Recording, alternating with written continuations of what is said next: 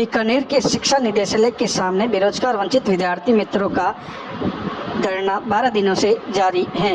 संविदा सेवा नियम 2022 में शामिल करने की मांग को लेकर राजस्थान भर के विद्यार्थी मित्र धरने पर बैठे हुए हैं। कार्यकारिणी अध्यक्ष विजेंद्र सिंह तंवर ने बताया कि प्रदेश की गहलोत सरकार कब तक बेरोजगार वंचित विद्यार्थी मित्रों की परीक्षा लेगी, जबकि दूसरी ओर गहलोत अपने आप को जनक मानते हैं। कहते हैं कि मेरे से मांगो कभी मना नहीं करूँगा, आप मांगते मांगते थक जाओगे। जहाँ पर सीएम पहुँचते हैं वहाँ पर बेरोजगार वंचित विद्यार्थी मित्रों द्वारा लगातार सीएम से रोजगार की मांग प्रमुखता के साथ की जा रही है। सीएम द्वारा पूर्ण रूप से विद्यार्थी मित्रों को आश्वासन दिया जा रहा है कि कहते हैं मुझे पता है जरूर बेरोजगारों को रोजगार मिलेगा। पिछले 4 महीनों से सीएम द्वारा एक ही बात कही जा रही है। अब बेरोजगार विद्यार्थी मित्रों का रोजगार नहीं मिलने के कारण मनोबल टूट रहा है। प्रदेश उपाध्यक्ष रामनिवास शर्मा ने बताया कि गहलोत सरकार वंचित विद्यार्थी मित्रों के साथ दुर्व्यवहार कर रही है। 6500 वंचित विद्यार्थी मित्रों को संविदा सेवा नियम 2022 से दरकिनार कर दिया गया है। अब तक बेरोजगार वंचित विद्यार्थी मित्रों को संविदा सेवा नियम 2022 में शिथिलता प्रदान नहीं करेगी, तब तक बीकानेर के शिक्षा निदेशालय के सामने बेरोजगार वंचित विद्यार्थी मित्रों का अनिश्चितकालीन धरना जारी रहेगा। क्या है बेरोजगार वंचित विद्यार्थी मित्रों की मांगे, ये भी जानना जरूरी। राजस्थान सरकार ने 33,000 संविदा सेवा कर्मियों को नियमित करने के लिए नई कैडर जारी किया। हालांकि प्रदेश में 6500 वंचित विद्यार्थी मित्रों को इस नए कैडर भर्ती से दरकिनार किया गया। वंचित विद्यार्थी मित्रों ने 2006-2007 से 30 अप्रैल 2014 तक सरकारी विद्यालय में अल्प मानदेय में कार्य कर चुके पंचायत सहायक भर्ती से वंचित रहे विद्यार्थी मित्रों को संविदा कैडर में शामिल किए जाने की लगातार मांग की जा रही है। उन्होंने बताया कि 27,000 पंचायत सहायक के साथ बेरोजगार 6500 विद्यार्थी मित्रों को भी आने वाले संविदा कैडर में विशेष छूट प्रदान कर अनुभव के आधार पर बोनस अंकों का लाभ देकर इसमें शामिल करने की मांग रखी गई। बेरोजगार वंचित विद्यार्थी मित्रों के साथ सरकार न्याय कर कैडर भर्ती में शामिल करने की मांग की जा रही है। इस मौके पर यशवंत आमेटा, अनिता चौहान, अयूब खान, रामनिवास शर्मा, महेंद्र सिंह, राज पुरोहित, ओम प्रकाश ठाकुर, अनिल सहित सैकड़ों की संख्या में विद्यार्थी मित्र मौजूद रहे।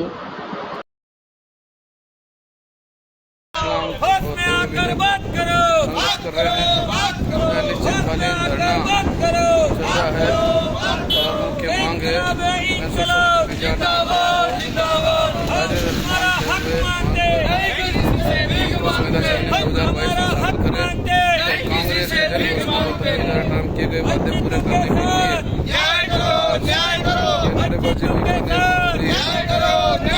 जयपुर में 4 दिनों पहले शांति पर 4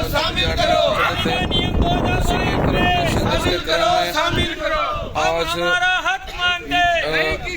दिनांक 26 से बीकानेर में भी ये धरना चल रहा है, जिसमें प्रसाद के अंदर भी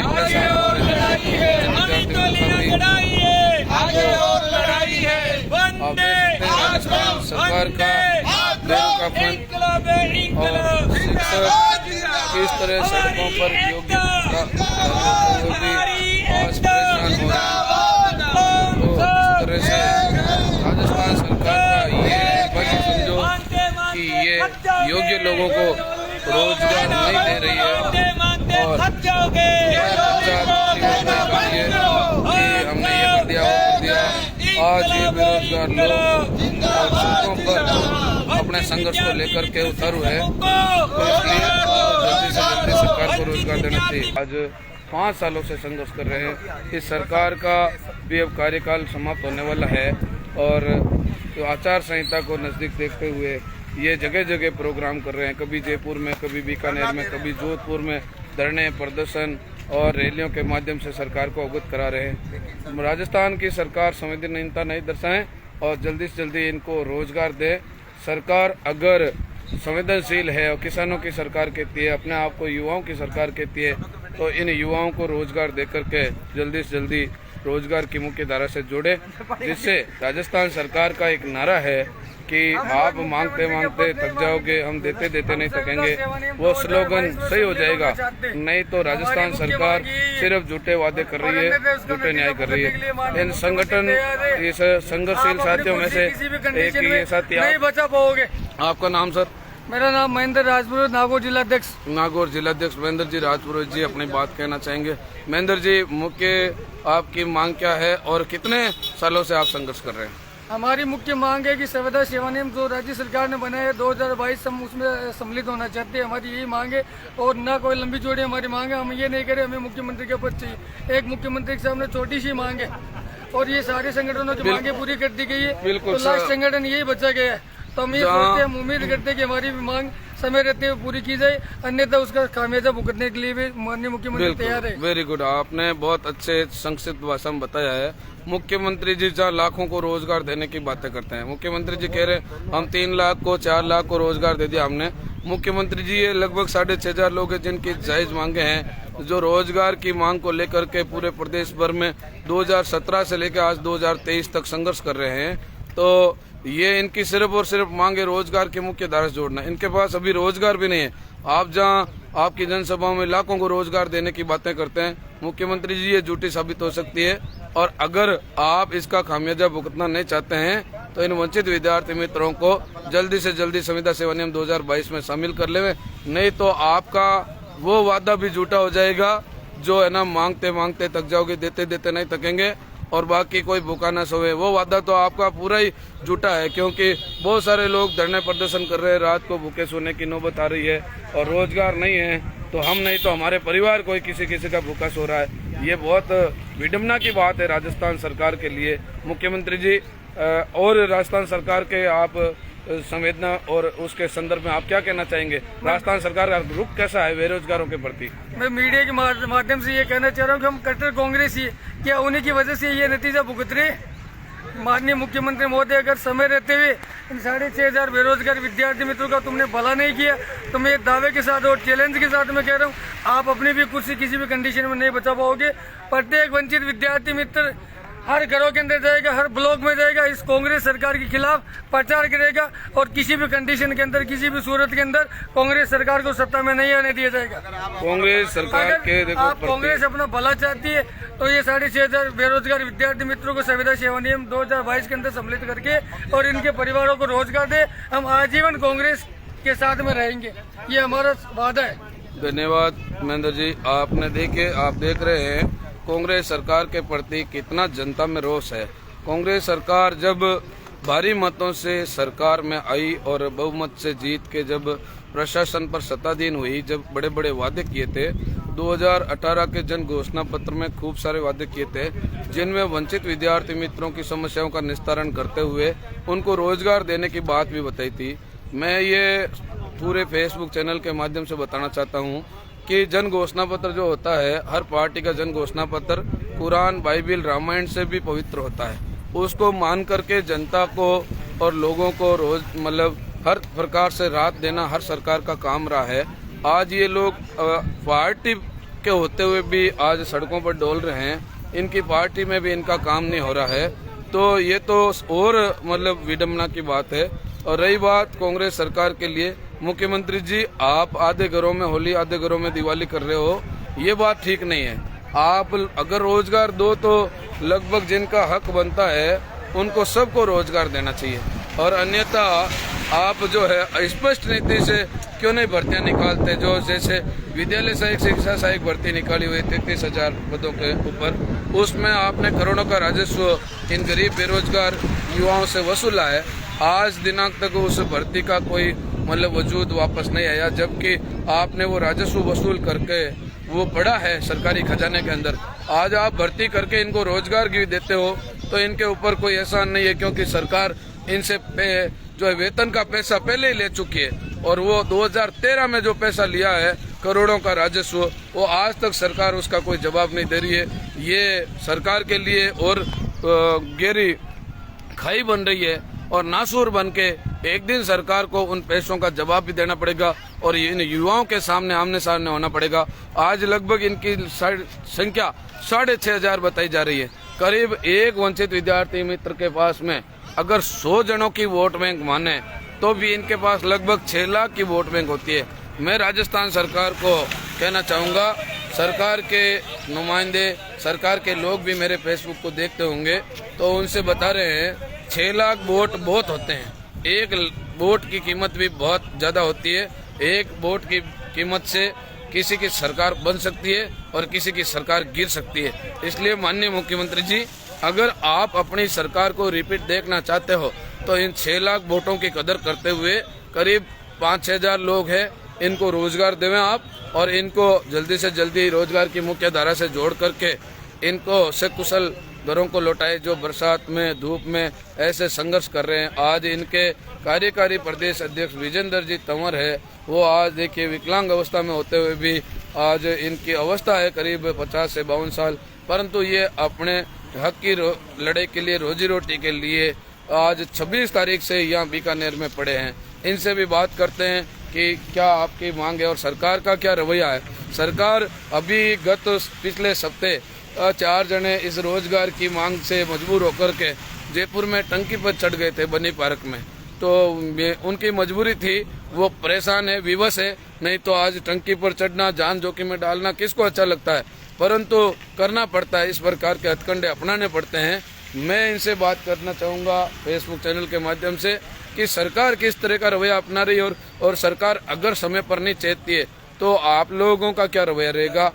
नमस्कार विजेंद्र जी। नमस्कार जी। आप लोगों के तो मुख्य मांग बताएं और सरकार सिर्फ डोजबाजी कर रही है या आपका कुछ काम करेगी। सरकार केवल वादा करना चाहती है, वादा निभाना नहीं चाहती है। कहते हैं ये जीभ बिना हट की है, चाहे जैसे घुमा दो जी। एक तरफ तो कहते मांगते मांगते थक जाओगे और एक तरफ वादा खिलाफी करते हैं जी। घोषणाएं करना जानते हैं लेकिन घोषणा को पूरा करना जानते नहीं है। बराबर। मैं वर्तमान सरकार को चेताना चाहता हूँ कि सीएम साहब या तो अपने आप को जादूगर मत किए और या कहते हो तो जादूगर करके दिखाइए। इन 6,500 बेरोजगार विद्यार्थी मित्रों ने आपका क्या बिगाड़ा है। 2018 में आपने अपने चुनावी घोषणा पत्र में वादा किया था, फिर वादे को पूरा क्यों नहीं करते हो। एक तरफ जो आपके 2 मंत्रियों ने 22 फरवरी 2022 में समझौता किया गया था उपेंद्र यादव के साथ में, क्या वो वादा भी आज तक पूरा नहीं हुआ। कितने का आपको बताएं कि वादा आप खिलाफी कर रहे हो। और आज 26 जून से लेकर के आज 6 जुलाई तक ये धरना जारी है। या कितनी बार बरसात हुई है, बरसात में भी विद्यार्थी मित्र देखिए किस प्रकार से खड़े हैं, अपनी मांगों की आस लगाए बैठे हैं। लेकिन यहाँ अधिकारी केवल बरगलाना सीखते हैं कि आपका काम यहाँ से नहीं होगा, वहां जाते वो कहते हैं यहाँ नहीं होगा। क्या काम है, क्यों फुटबॉल बना रहे चाहते हैं, नहीं करना है तो साफ कर दीजिए आपका काम नहीं होगा। हमारी जो फीस दी गई है उस फीस का पुनर्भरण कर दीजिए भैया सही। यदि आप नौकरी देने में असमर्थ हैं तो जो आवेदन फीस दी गई थी उनकी पूर्ति कीजिए। आज अरबों रुपए हमारी फीस लेके बैठे हुए हो, नौकरी देना तो असमर्थ की बात है, लेकिन कम से कम ये तो पूरे कीजिए। संविदा सीएम आपने 2013 में शामिल किया, 2015 में शामिल किया, 17 में योग्य माने तो 22 में योग्य क्यों नहीं माना जा रहा है। क्या कहाँ का न्याय है। बिल्कुल आपकी जायज मांगे हैं। जैसा कि भाई विजेंद्र जी बता रहे हैं कि राजस्थान सरकार कह रही है गैप हो गया, वो हो गया, आप अभी कार्यरत नहीं हो। ऐसा रोड़ा सिर्फ और सिर्फ ये भाषा में फंसा करके इन लोगों के साथ में खिलवाड़ कर रही है, जबकि इनका पूर्ण हक है। क्योंकि अभी पंचायत सहायक भर्ती 2017, 2019 तक, ये 20 तक चल रही थी। उसके बाद में 2 साल का पेंडेमिक कोरोना आ गया था, उसमें एज में रिलैक्सेशन सबको दे रही है, संतान संबंधी रिलैक्सेशन सबको दे रही है। तो इन 4-5 हजार लोगों का क्या मतलब गलती है या इनके क्या सरकार का इन्होंने नुकसान किया, ये अपनी रोजगार की मांग कर रहे हैं। दूसरी बात, सरकार अन्य घटक दलों का सबका काम कर रही है। कोविड सहायक को जो है 5-6 महीने रोजगार करने के बाद में भी उनको सालभर भर रोजगार करने के बाद में भी उनको रोजगार दिया जा रहा है, जबकि इनके साथ में शिक्षा जैसा महत्वपूर्ण इनके पास में मुद्दा है तो और क्षेत्र है, तो इसमें ये काम कर चुके हैं। 7-7, 8-8 साल का डीओ का दिया हुआ प्रमाण पत्र है, तो सरकार इनके साथ में क्यों खिलवाड़ कर रही है। दूसरी बात, सरकार सीधे से चेत जाए। माननीय मुख्यमंत्री जी से हम निवेदन करना चाहेंगे आप जन घोषणा पत्र में लुभावने एडवर्टाइजमेंट नहीं देवें, क्योंकि ये जो वादे किए हुए आपको पूरे करने पड़ेंगे। आप जब पार्टी पॉलिटिक्स में चले जाते हो तो कहते हैं वादे सिर्फ करने के लिए होते हैं, पूरे करने के नहीं होते हैं। राजस्थान की जनता अब संवेदनशील है, आपकी सरकार संवेदनशील है या नहीं है, ये जनता आपको मुंह के बल गिरा देगी, आपकी जमानत भी जब्त नहीं होगी। ये घर घर जाकर के इनको अगर रोजगार नहीं मिला तो कांग्रेस विरोधी प्रचार प्रसार करेंगे और कांग्रेस हटाओ और राजस्थान बचाओ का नारा लगाएंगे। ये व्यवसाय से शिक्षक है सारे, तो किसी सरकार को लाना या किसी सरकार को अगर मतलब निकालना है, हटाना है, तो इनसे बेहतर कोई नहीं जानता, क्योंकि शिक्षकों के संपर्क में सब लोग होते हैं और इनसे राजस्थान भर के लोगों की गहरी संवेदनाएं जुड़ी हुई है। और ये अगर घर घर जाकर के कांग्रेस के विरोध प्रचार प्रसार करना शुरू कर दिया तो मुख्यमंत्री जी आपकी खैरियत नहीं, आपकी सरकार को कोई नहीं बचा पाएगा और वो रिपीट भी नहीं हो पाएगी। इसलिए आप अगर रिपीट करना चाहते हो, आप बड़े बड़े वादे कर रहे हो, बड़ी बड़ी जन घोषणाएं कर रहे हो, बड़े बड़े शिलान्यास कर रहे हो, मैं ये पूछ रहा हूँ सरकार से कि सरकार कहाँ से पूरा करेगी इतने सारी चीजों को। और अगर सरकार को सिर्फ नाम पर अपनी वाहवाही लूटनी है या लिपापोती करनी है तो वो अलग बात है। बाकी सरकार 64 जिले बनाने की घोषणा एक साथ कर रही है, तो इन 4-5 हजार वंचित विद्यार्थी मित्रों को रोजगार देने के लिए सरकार को इतना इनके धैर्य की परीक्षा नहीं लेनी चाहिए। ये लोग तो ये भी कह रहे हैं कि जिस प्रकार से ये लोग आयु के पड़ाव में, किसी के 45 साल, किसी की 40 साल की आयु है, तो इन लोगों का एक संदेश और भी है कि अगर राजस्थान सरकार हमारा काम नहीं करती है तो हम जितने भी 200 विधानसभा क्षेत्र है उनसे हमारे प्रत्याशी उतारेंगे। क्या ये बात सही है? बिल्कुल सत्य है जी। मैं संदेश देना चाहता हूँ, गहलोत सरकार यदि समय रहते या तो सावधान हो जाए, नहीं ये कहावत है राजस्थानी में, मरे बैल की चाम से लोभ असम हो जाए। इन गरीब 6,500 बेरोजगारों की हाय ऐसी लगेगी सरकार बचाना तो दूर, शायद मुखिया भी नहीं बच पाएगा। राजस्थान के जी दूसरा मैं आगे ये कहना चाहता हूँ, रही इनको इतना समय क्यों हुआ, चयन क्यों नहीं हुआ? चयन केवल सरकार की कमी से रहे, सही दिशा निर्देश नहीं दिए, स्पष्ट गाइडलाइन नहीं हुई, इस कारण से वंचित रहे। बाकी योग्य माने गए तो आज भी ये योग्य होना चाहिए और संविदा सेवा नियम 2022 में शामिल करके इनको मुख्य धारा से जोड़ना चाहिए। बिल्कुल विजेंद्र जी तंवर ने बताया है कि इनकी सीधी सी मांग है कि इनको रोजगार चाहिए और हमें कुछ भी नहीं चाहिए। हम ये नहीं कह रहे हैं कि भाई हमें हीरे जवाहरात या हमें बड़े पदों पे ओहदे पे बिठाते हैं, परंतु मुख्यमंत्री जी अगर जो योग्य लोग हैं उनको आप रोजगार भी नहीं दे सकते तो आप सरकार में रहकर भी क्या करेंगे। और अभी एक संदेश मिला है, इन्हीं के कार्यकर्ता ने बताया है कि अगर हमारा समय पर संज्ञान लेकर के कुछ सकारात्मक रवैया नहीं अपनाती है और हमें कुछ अच्छे परिणाम नहीं देती है तो ये तो बीकानेर का धरना है। यहाँ पर तो जो है मोदी जी का आने का 8 तारीख का संदेश हमें मिल रहा है, तो ये उस संदर्भ में उस दौरान कुछ भी बड़ी घटना भी कर सकते हैं जिसकी समस्त जिम्मेदारी राजस्थान सरकार की होगी। और इसके अलावा एक और इनकी योजना इन्होंने बताई है कि जिस प्रकार से जयपुर में टंकी का प्रकरण किया था, ये लोग करीब 33 जिलों में, राजस्थान के सभी जिलों में मौजूद है। अगर राजस्थान सरकार को 30 खबर नागौर जिले के खियूसर से है, जहां नागौर जोधपुर नेशनल हाईवे 65 पर स्थित पद्मसर चौराहे पर हादसा हुआ। टैंकर ने ट्रक को पीछे से टक्कर मार दी। हादसे के बाद टैंकर आगे से क्षतिग्रस्त हुआ। खियूसर पद्मसर चौराहे पर यह हादसा हुआ। जोधपुर से नागौर की ओर जा रही ट्रक को टैंकर ने पीछे से टक्कर मार दी। हादसे में ट्रक ड्राइवर घायल हुआ। घायल को ग्रामीणों की मदद से राजकीय सामुदायिक स्वास्थ्य केंद्र में दाखिल करवाया गया, जहां डॉक्टर द्वारा प्राथमिक उपचार किया जा रहा है। टैंकर की स्पीड तेज होने के कारण डिवाइडर को तोड़ते हुए एक तिरपाल की दुकान में जा घुसा। बड़ा हादसा होने से टल गया। देखते ही देखते ग्रामीणों की भीड़ मौके पर इकट्ठी हो गई। रोड पर जाम लग गया। मौके पर सूचना के बाद खियूसर पुलिस मौके पर पहुंचकर व्यवस्था संभाली, भीड़ को हटाया और मौके से जाम को खुलवाया गया। देखिए अपडेट।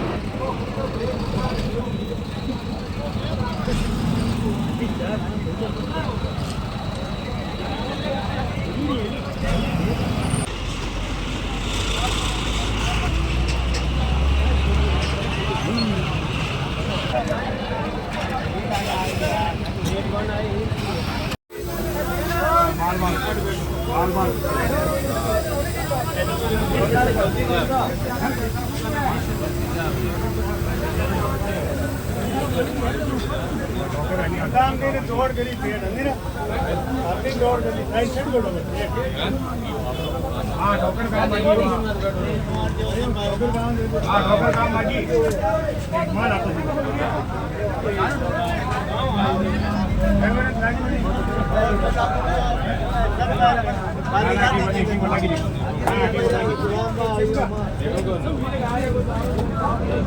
you.